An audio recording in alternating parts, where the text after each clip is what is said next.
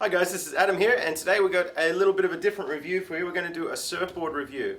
Now, in my hands right here I have got the Baked Potato, this is the 5.5 model, a baked potato by Firewire. As you can see, quite a lovely looking board. Very interesting shape. Talk a little bit about the shape, and then I'm going to talk a little bit about what it's like to ride this board after giving it several surfs in different conditions. Okay, so what they've basically done, in my opinion, it's a bit hard to see here, but they've got a basically it's quite a thick volumed board right through the middle here along these edges where you can sort of see where my deck grip is kind of along the edge.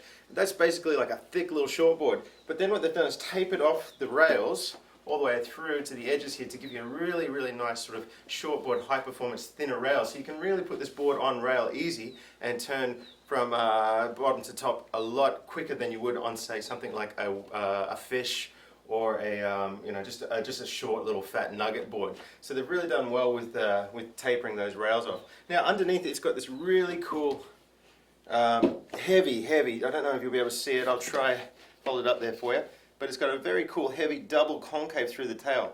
So basically all that's going to do is really help you turn the board from rail to rail.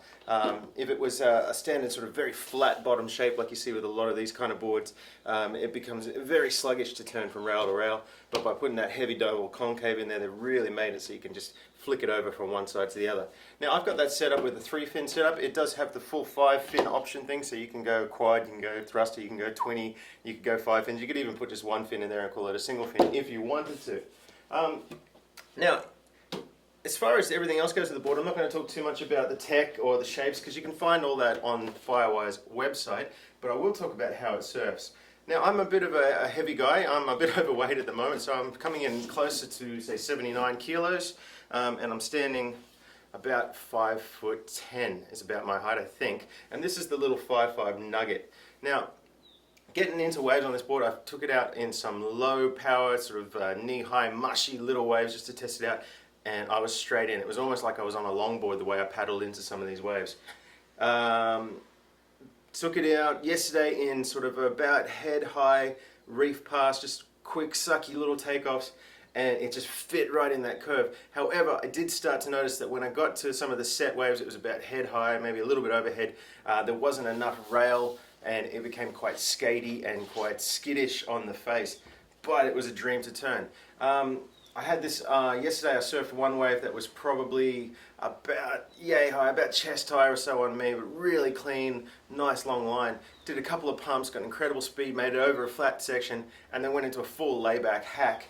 And it did really well. The board was so responsive, got right back underneath my feet. I mean, you can just think about turning and it'll turn with you.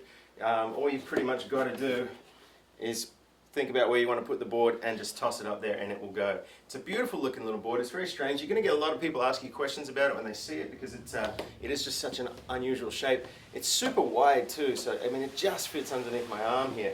As for the actual specs of the board, this is the 5.5 21 3/4 wide by 2.5 thick, which comes in at 36 litres. Now that is an amazing amount of volume in such a small board, but you don't feel it, you don't notice that you're on a really tiny board. It just feels right. Paddling in is easy, standing up is easy, duck diving it is easy. It's a really fun board. Basically adding this to my quiver has eliminated the need to use a longboard as much. So really good little nugget of a board if you're looking for something to get you through those more smaller days, onshore days, just when the doldrums are in and you're not getting quite as many powerful swells, not as many ground swells, more wind swells. This is the board to put in your quiver. Firewire, Dan Man, awesome job. Now I just want to do a quick little shout out too. I'm wearing a shirt here for Happy Surfing Okinawa. If you do find yourself coming through Okinawa, check them out. Danny, former CT surfer, is running a guest house and a surf school paddleboards tour set up down here in Okinawa, Japan. Check them out at happysurfingokinawa.com. Really good value if you're in the area and you want to get on some waves. This is Adam, happy surfing.